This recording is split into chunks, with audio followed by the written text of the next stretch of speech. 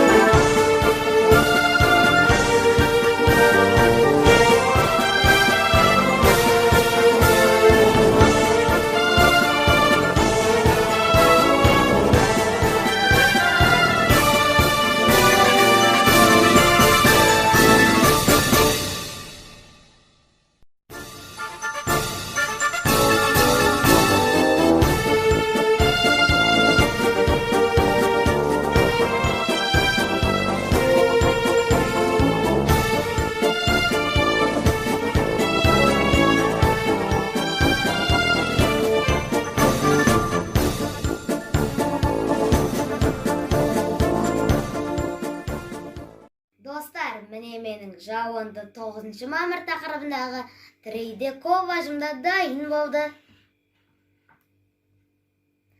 Видеомыз ұнаса лайк басып, комментарий жазып, арнаға тіркеліп кетіңіздер. Алда әлі талай пайдалы контенттер жазатын боламыз. Назарларыңызға рахмет.